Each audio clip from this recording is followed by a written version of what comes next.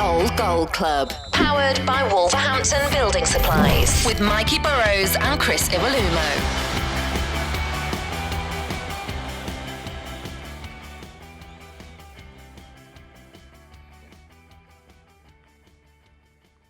Welcome along to the Old Gold Club. I'm Mikey Burrows, alongside me, Chris Iwelumo, and our guest this week spent 6 years at Molineux, making 228 appearances, making him 61st on the all-time list, scoring 11 goals as well. Welcome to the club, Keith Downing.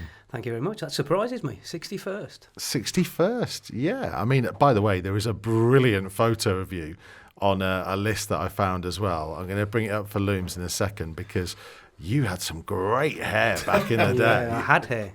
That's the yeah. It was it the mullet? Yeah, it was a little bit mullety. Yes. It's kind of maybe bleach blonde.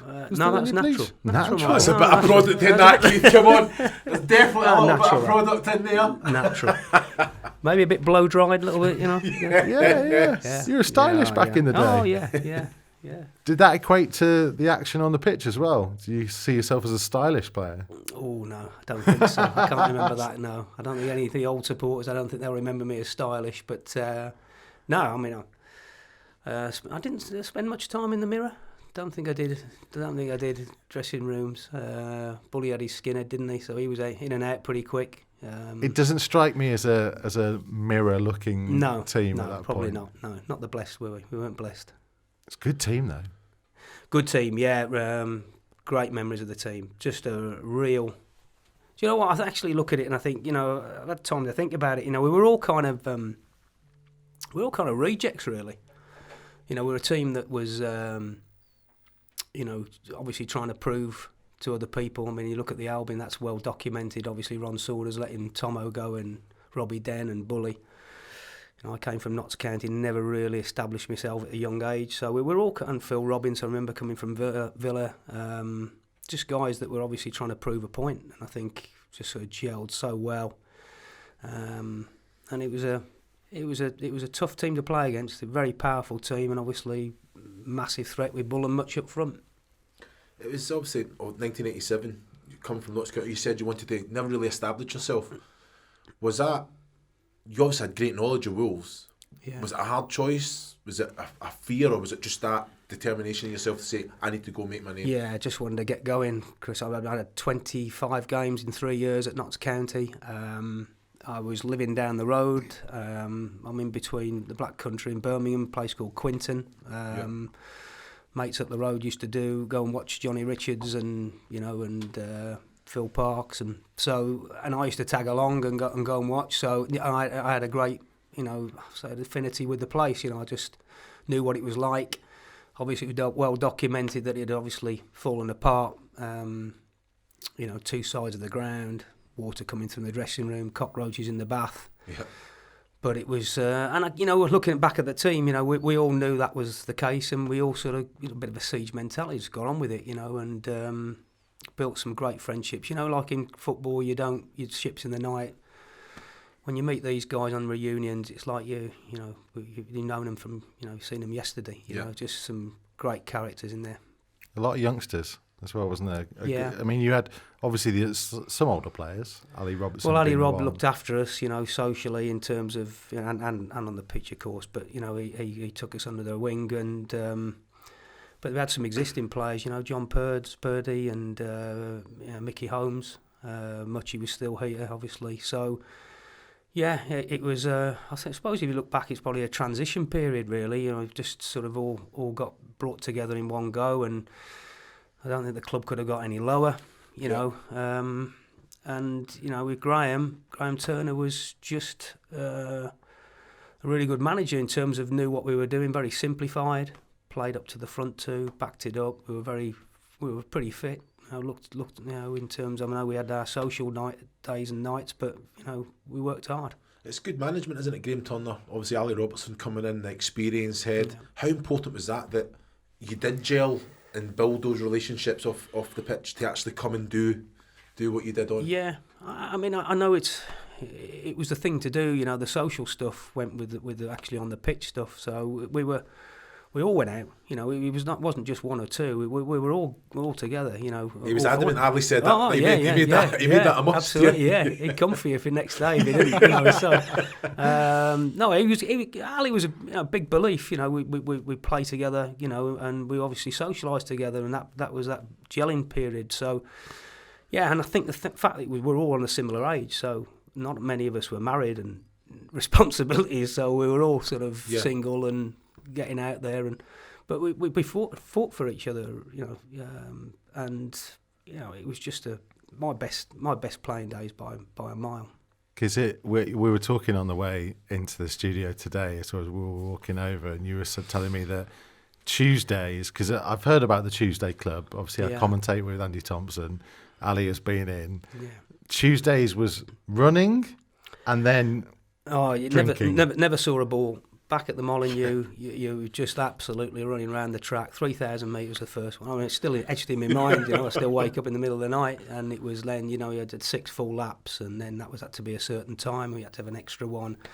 Then it was 6 half laps, and you were literally, you know, hanging after the day. But then it was back out, and you were out up the local town and enjoying your social stuff. And Ali, and I think those days you couldn't. I think that the time would obviously you could only drink till 1 o'clock or 2 o'clock, and then Ali would have a place in Birmingham that he'd sorted out, and we would be off down to Birmingham. You know, so. And I worked with Graham at Hereford, and Graham Turner, and Graham used to say he used to hear people, "Oh, they're in the town again," you know. And he said, but the problem was we kept winning, so he couldn't sort of hit on us and said, look, you know, that's got to stop. So, yeah. It was a young group. When did the realisation kind of hit that they had the potential and had that belief that you could go on and achieve what you did? I think quite early on. I mean, I came, Chris, I think I came in the back of them just missing out on the playoffs against Aldershot. So the momentum was already building. So I came in the summer. My first game was against Scarborough, which was infamous Scarborough, when all the trouble broke out away at Scarborough. So, yeah, I think the momentum was already there. And I think, obviously, adding 2 or 3, 4 players to the squad, it was... and I think that the evidence is, obviously, we got goal power. I think... We quickly sussed it. I think we were actually on our way, just missing out on the playoffs and the next, obviously. And I think, speaking to Graham in the past, and said he probably was grateful for, it's all right in hindsight, but grateful to miss out on that Aldershot game, because he obviously strengthened the team, and it was ready to go again the following year. So we went up through, you know, the old 4th division, and straight away into the 3rd division. So we always had that momentum all the way for 2 or 3 years. Yep. I guess, was it just fun? When you've got a team like that, and a striker like Bully is scoring the kind of goals he is, it must just be fun to play in. It was fun to play, and it was the club itself as well, that you could see it gathering momentum and more people coming through the turnstiles. I mean, it was like, and your away games was, you know, like a home game, 2,000-3,000 travelling, and it was just like a momentum, and it was just going, and no one could stop it. Because we talked a little bit about the Sherpa Van final when Ali was in, and I keep saying to people, it's like the longer it goes on, and the more people you talk to, the more Wolves fans were actually there that day. Yeah. And I think the figure was about 50,000, but there's probably about 200,000 that claim they were there. Yeah. And I've only played Wembley once, and grateful for that, but I remember just coming out, and you're right, there was 45,000 just turned around, and the noise was incredible, absolutely incredible. In fact, you know, affected me sort of first 2 or 3 breaths, you know, been had to get acclimatised to it. That was an incredible day. Never had any doubts about, you know, winning it. We just had a massive confidence through that season. Great day, and I think it's just gathered over that 2 or 3 year period. It was just incredible to be around it. What would you say? You know, obviously experiencing that success, why didn't it quite kick on from that then? Yeah, I think at the time then, I think Graham Turner had 2 or 3 attempts at it with the existing team that had gone through the lower leagues. Yeah. So we'd had a go in the Championship, 2 or 3 goes. I think I don't know the stats. I think we were just missing out. So it was playoffs then. Mid-table finishes. Yeah. And then Sir Jack came, and which was the best thing that ever happened to the club. You know, he sort of bought the club and then started to build the stands. And I think Graham then had more opportunity then to add players. You know, Jeff Thomas came in, Dave Kelly came in, Don came in, and the old sort of rear guard was sort of broken up, and I think Muchie went to Swindon and I left to Birmingham. So to answer your question, I've probably just had a ceiling. We just had the limitations that we probably couldn't take it that next step. Yeah. Fairness to Graham, he gave the opportunity to the majority of players that have sort of got them up in the lower leagues. Which you'd expect from a little bit of loyalty there as well. Absolutely. There's no complaints at all. I left in '94 on a free transfer. But I'd had 30 games in that year. It was a bit of a surprise to me. I didn't expect that I was going to get sort of moved out that quick. But I can see it, you know, especially now I'm older head on. You know, I could see that it needed to change up and break up. And that is a key thing, though, isn't it? Because I did look at the numbers, and in most people, you can kind of see a pattern that you can see. Yeah, they kind of came towards the end of their time with the club. But as you say, you were playing a large number of games in each of those last 2-3 seasons. Yeah, it did come as a shock. I mean, I walked in, obviously, those days everyone had a slot to go in every 15 minutes to see what you were doing, you know, and it came out, I didn't see that coming at all, you know, but, you know, it was a surprise, and I've got to say, I mean, it was my club, and it was a big shock, and I was really upset about it, you know, but you move on, and you know, had the opportunity to go down to Birmingham. It was not expected. Did you feel like you still had more in you at Wolves? Yeah, I still had more. But I could see Graham, you know, having suddenly now opportunity, some more money to go and spend, and obviously, you know, Jeff Thomas being an ex-England international, more quality than I have. You know, he's obviously trying to take it to another level. So, the only thing is, I look back and I probably I wasn't replaced by my type of player. You know, Jeff had more about him in terms of getting forward and things like that. I was the kind of the destroyer in midfield. So the only thing is, my thought was they never really replaced my game. Yeah. But Graham was trying to develop it and take more of the team. This is the old head speaking now, looking back. What about that player then? How? Because that must have been really, really hard. Yeah, I was. I mean, I know the Express and Star were trying to get a message from me, you know, trying to get in, saying, "Look, what do you think?" That's a massive surprise, and it's funny, you know.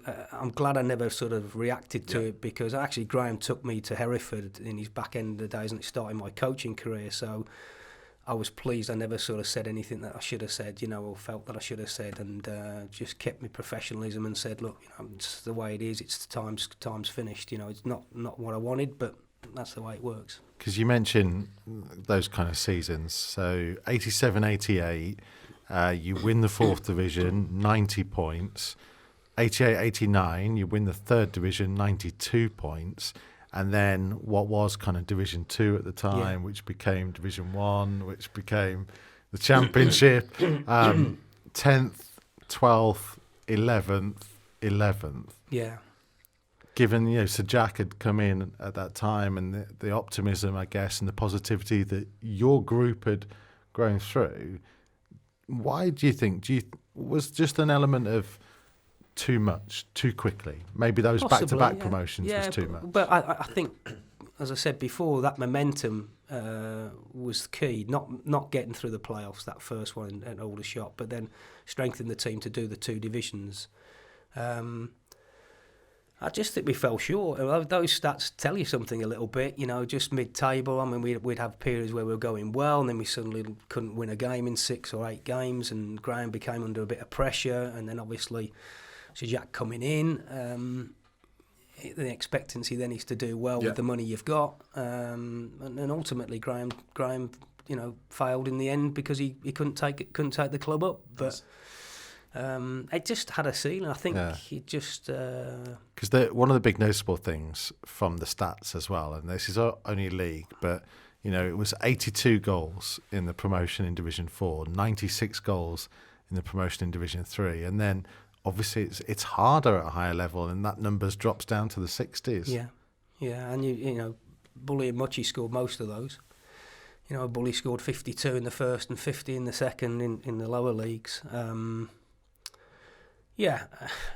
Was there enough goals in the team apart from Bully and Muchie? I mean, Robbie would always chip in. Robbie Den would chip in. Tomo with his penalties. You know, there comes a time where you need a bit more, don't you? You know, in the levels you got, probably didn't have enough goals in the team without Bully and Muchie, and you know that's where people like Jeff and Paul Cook came in. I mean, I was played with Cookie the last couple of years, and he's the creator, and they just needed probably a bit more looking at the stats. People talk about Paul Cook and his passing ability, and liking it to like Ruben Neves now. Oh, he could. He got a fantastic left foot, Cookie. I mean, he was a top player.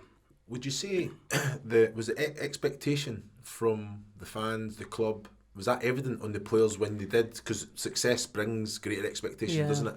Is that an extra pressure that maybe the players felt? Because they didn't feel it for the first year or two. I think the momentum was with us. The crowd was with us because of the success earlier. I think probably the third year in the division started to get a little bit ramped up. And as I said, Sir Jack was a fantastic thing for us at the club, but obviously the money expectancy and things, I think people then just started to demand that we need a bit more, and not being in the top division for many years, it was, and obviously history shows, they brought in the ex-England manager Graham Taylor, and everyone had an attempt to try and get back up, but it eluded us until I think it was 2003, wasn't it? Yeah. So. Because did you feel that weight of history when you played? And I know the club was very different and in its doldrums when you arrived, but you knew where this football club had been before. Yeah. And quite a few people who've been in, and even John Richards used to say that when he was there, you had kind of the greats of the 50s and 60s were kind of still around. And I guess if you're there then, you've got the greats of the 70s that are still was the around. Thing, yeah. Well, John was just down. I think John came in and had a role here as well, John Richards. So, I mean, I remember watching them. So, the Kenny Hibbets of this world. So, but I think the fact that we were so low, that the club had sort of fallen completely, it was just the here and now. It was the case of actually just trying to. The history side of it wasn't so important. It was just the fact trying to get it back into, and knowing that the fact that the club was a sleeping giant, that actually if you did get it going, it was going to just go twofold, and that's that was probably the aim of it, and it happened. Because do you think that's important for now? That we will always have a look back at the history. You've got to know where you come from to celebrate it, but almost not let the great times of the football club overshadow what could be great times to come. Yeah, absolutely. You've got to create your own history, haven't you?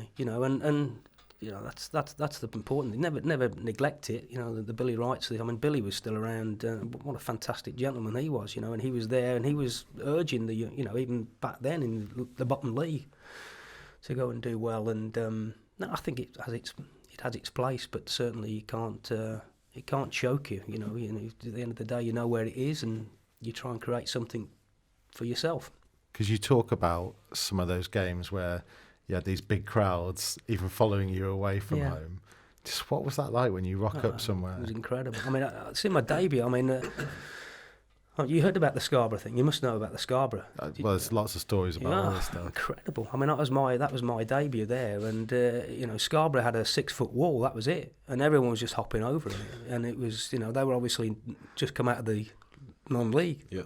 So never equipped to handle 3,000-4,000 people coming in. Guy fell from the roof. He was on top of the roof, and he was up and down. We were doing the warm up, and he fell straight through 60 foot down. Thought he was dead. Came out, big neck collar around him. Fans shouting loyal support. His arm came up, waving to the crowd. It was just my debut, coming in there thinking. And then the chip van was on fire behind it. Graham had to go out and say, "Look, calm down. Let's get we need to play the game." There was a doubt whether the police were going to stop it.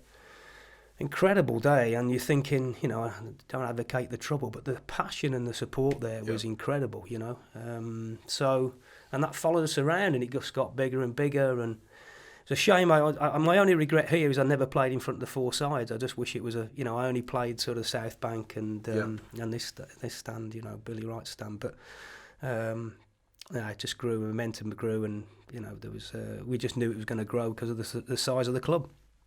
I guess I think the fans are so important. I think before I came to Wolves, if you could get mix it up and get in the faces of the fact they can get on the team's back. Yeah. But you seen the best of them as I did when I came here, and it's an amazing thing, isn't it? Yeah. The fans, the support that they give. Yeah. Yeah, absolutely. I mean, I came back as a coach, and I know obviously then expectancy then rises. But you're right, Chris. I think with Wolves fans, they're really passionate. And if you show passion and play with passion and really commit to the club, then they'll get behind you. They'll forgive the odd one or two errors and things like that. But I think if you wear your heart on your sleeve and you show you're prepared to commit for the club, they'll get right behind you. It was a shame. I was there with Robbie Den, and Robbie was an absolute class act, in terms of a winger that could drop either side, and balance opponents, produce a free kick. And they used to get at Robbie, because he never had that sort of, that get up and go and get after people. Yeah. But he was a quality player, Robbie, and I think in the end he won them over through, and I think they realised what qualities he had. Is there something about being a local player as well that you get them?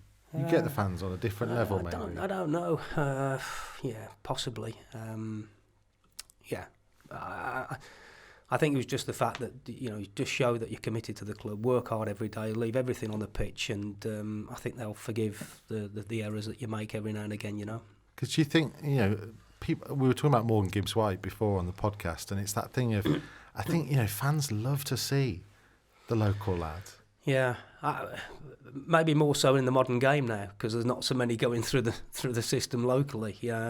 Back our day, there was more local lads playing. So, and obviously now there's more foreign element in the team. So yeah, I think there's a bit more now, an emphasis of homegrown players. Do you ever find that? I mean, because you had Carl Henry in your group. And we know he's very passionate about. Yeah, I think it's important. I think Carl came in and he led by example. You have that kind of touch with the community and things. But like you said, we spoke about it before about how teams have been associated with the 2009 and teams that have came before. I just got on with my job. You came in, you had a job to do. You never really knew what was going on. When we sat and had Carl in front of us, he knew exactly what was going on around because he was in the mix. I think for myself, again, being local, not so far, exactly what the words are out on the street, and I think that's an important thing that can drive you on, but can also make you buckle as well. Yeah. I mean, Chris is right. I mean, you end up. You might be in your local and you get a few of your lads having a moan and say, what happened there Saturday, So, yeah, I mean, you get a feel and what the communities, they'll tell you straight, won't they, half the time, So, it was, I loved my time here, really did. It was still best times of my playing career, really was. Yeah, because as you say, you went off to Blues, but you only stayed there for a year, and you went to Stoke and only stayed there a short period as well.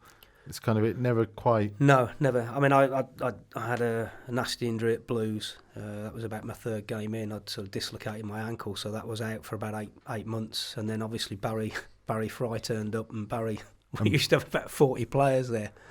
So obviously I got moved out of there. Then similar thing happened at Stoke. Went to Stoke under Joe Jordan, and then Lou Macari came back in, and it's like anything, managers have their own preference of players and things, but it never got going after that. I think my ankle didn't help either. I think obviously I wasn't the same player after that, really. I think it was difficult for me to come back and do what I did at Wolves, really. Then ended up sort of Cardiff and Hereford, I think it was, and I finished at 32, so it was quite an early age to finish. Yeah. As a player, was it always coaching and management? Was that always in the Yeah, I think so. I mean, I got my full badge, as it was called then, at 28. So I did it when I was playing. Just loved the coaching element, the sessions and things like that. I had a real interest in it. And then while I was at Wolves, I also took the under-14s on a Sunday and things like that. So I got myself involved in that. Yeah. So I was always keen to go coach, and it's always been a passion of mine. Yeah. We did talk, by the way, on the podcast about why you ended up at Albion and not here. So if you want to find out the reasons behind that, you can check out the full podcast, which will be available to download from all the usual places. We're going to finish off on our Facebook, YouTube and Twitter show with what we call the rundown. Okay. So who was the best player that you played with at Wolves? Well, it's an obvious one, Steve Ball. I think he's just the fact that he scored the amount of goals that he did. I think he was phenomenal in terms of, and Bully, I don't know how many hat-tricks he got, but he got a boatload of hat-tricks, and he was just one of those that would just, goals, he'd want 2, he'd want 3, he'd want 4. Even in training, he'd know exactly what he scored in training, and for me, he was phenomenal in terms of. And people give him a disservice a little bit, He had more skill than people, It wasn't just a battering ram. He had the ability to hit the ball on the turn, different types of finishes. You can't look beyond him. He was top. Worst trainer at the club? Oh, worst trainer. Golly. Do you know what? They were all pretty good. That's a tough one, that, Chris. What's it in the fence, Keith? Come on, just throw someone under the bus. I'm gonna. Do you know what? I probably. It's tough. It is tough. See, do you know what I mean? I haven't even got anybody in mind, and I just something. This from a group who used to go out drinking every Tuesday night and didn't train on a Wednesday. No. I think Ali said it. Ali Robertson said he'd never allowed it. He'd kicked. Exactly. Yeah, there would be something said. Did Ali give an answer? Was Ali? No, I don't think he did. I think he said you wouldn't be allowed to be a bad trainer. Do you know what? I really can't say. I can't throw anybody, and I would do. But I can't say that anybody sort of didn't do it. And in fairness to Graham wouldn't let you. You'd be right on. He'd be sort of bricks. Graham, flipping out. You knew about it. Yeah. Okay, this one might be a bit easier. Who was the biggest moaner? Biggest moaner. I've got to probably say Muchie always piped up a bit. Muchie always had something to say. He was probably the one that always sort of chirped up a little bit about things. Yeah, Muchie. Okay. Who was your best friend at Wolves? I had many of them. And I still have them now. Best friend was probably Rob Kelly, who didn't quite make it at Wolves. He had a back injury and finished. Roomie with Robbie Dennison, big roommate with him as well. So them two. Who had the best and who had the worst dress sense? Worst dress sense was Rob Kell. He had the worst. The best was probably somebody like Nicky Clark. Young Nicky Clark, always out for a night out. Always came out with some nice gear. So he was the best one. And Rob Kell was. Remember that time when the House Martins were in? Yeah. Yeah, just a simple plain jumpers, and he used to get hammered every time he walked in. There's nothing wrong with plain jumpers, Keith. No, plain jumper. Yeah, he used to get hammered. Who was the funniest player that you played with at Wolves? Digger Barnes. Digger Barnes was hilarious. Yeah, I only met him for about 6 months. He was incredible. Like, come up with all this, he there was one day he just came up and he had his wife's suspenders on. Just took.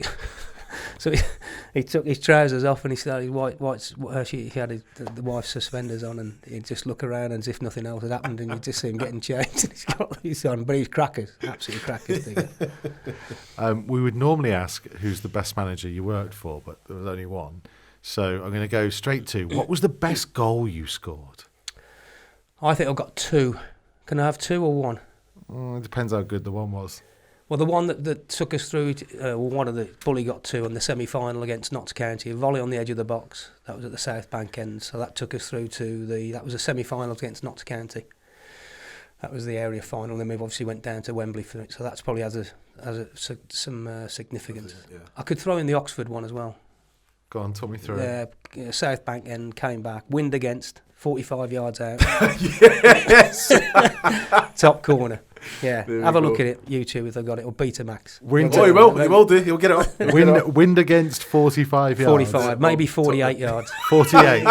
It gets further. You know? Yeah. Anyway. Is this like another Sherpa The van goal, thing? watch, the goalie doesn't even move. I mean, to be honest, Keith, This has came up. This has came up in under 19s, doesn't it? This has come. What's this place? Yeah, it's not every meeting with it, you know. to be honest, if the goalkeeper's not moved and it's gone 48 yards, I'm asking questions of the goalkeeper. Against the wind as well. Against the wind. That's brilliant. Goodness me. What was the best game that you were involved in for Wolves? Sherpa van, definitely Sherpa van. Yeah, that's obviously speaks for itself. League games, probably Sheffield United when we went up from League One, 2-2 draw. That was a full house here. Sheffield went up as well, same time. That was funny because the whistle blew and it was a free kick right at the death, and everyone went off celebrating. Sheffield went off celebrating because they were promoted. We went off, and the game was still going on, and the free kick and all that stuff. So that was great. It was a great night as well. And what was your proudest moment at Wolves? Being a captain, I know it's not it wouldn't be showing up, but I think I'd captain about 2 or 3 games. So only through injuries, but sticking the armband on for your boyhood club, yeah, definitely. Yeah, special thing. Thank you very much for coming in and talking to us. We're going to continue talking on our podcast, which will be available from all the usual places as ever. It's been brilliant to have you in. Thank you very much. Keith Downing on the Old Gold Club. The Old Gold Club, powered by Wolverhampton Building Supplies, with Mikey Burrows and Chris Iwelumo.